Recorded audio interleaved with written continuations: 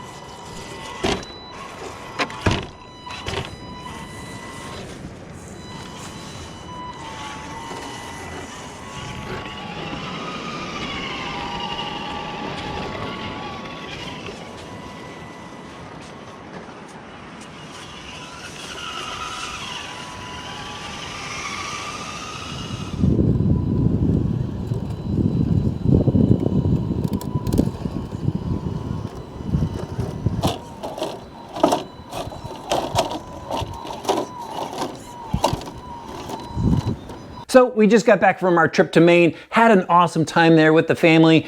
Didn't get to eat any lobster, but went on a pretty cool boat cruise, and of course had a great time driving the CC02 Bronco on the beach. Now let's talk about this kit. So as you can see, it's a 2021 Ford Bronco two-door. I think a lot of people have been waiting for a two-door option, and to me it did a really good job on this kit. We'll start off with all the body details first. And as you can see, they've got a roof rack up top, they've got molded mirrors, we've got a bull bar up front, the front grille is molded as well. Really cool look to this kit.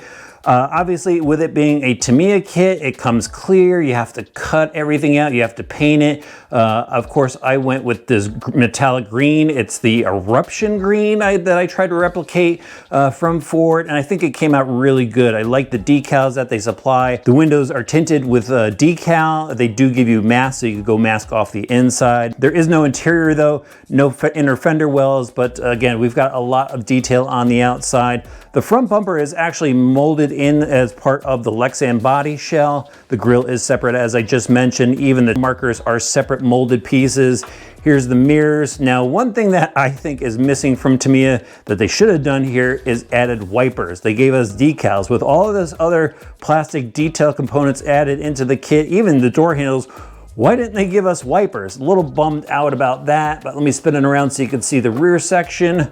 We've got a fake spare tire that's just molded plastic. Again, door handle, even the third brake light is a separate piece. And the rear bumper is actually molded into the Lexan as well.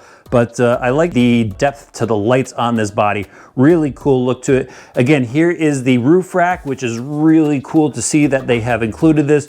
There are a ton of parts to put this roof rack together. Maybe it's a little too complicated, but it does look pretty cool when it's done. And you could actually take the roof rack section off and just have the guide bars underneath it. So you've got options here to customize the look of this right out of the box. Like the shackle mounts up front. The lenses are actually part of the Lexan body as well. But again, they give you plastic inserts that go in the back that are chromed, and they actually include LED lights as well, so everything lights up both in the front and in the rear, which is really, really nice. And in fact, let me show you the inside wiring setup. There it is. They give you the TLU01 module there, along with the 2 LED light set. But when it's done, it looks really cool. The only thing I wish too that they did was make the bumper separate. Again, I mean, Tamiya is capable of making some really cool molded bumpers, and this is just part of the Lexan body. And I actually went and painted all of the trim flares and everything with black paint, and as you can see, it's starting to scuff away. So if this was a molded piece, that wouldn't be so much of a problem. You wouldn't have the paint bleeding underneath. But at least the front bumper on the chassis here goes under the bumper inside, so it does offer some protection when you're hitting it, and it doesn't totally mar up the front of the body. All right, now let's take a pretty quick look at the chassis itself. Again, just the standard CC02 chassis, composite frame rails with metal sections in the front and rear where the shock towers mount to. We've got the oil-filled CVA shocks. You know, they're a little under-damped. They could probably use a slightly stiffer spring, but it actually works fairly well for what I was doing driving around on the beach. Probably gonna work well for trails too. 4-link suspension in the front and rear, kind of a trailing arm setup down below, but it does work fairly well for low obstacle terrain. I did get it hung up a couple of times on rocks while I was out there on the beach.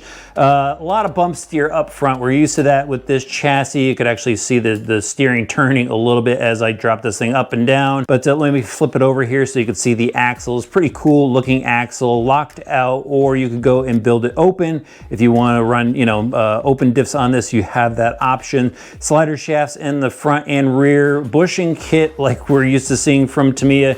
Here is your center transmission, and it actually comes with the silver can motor.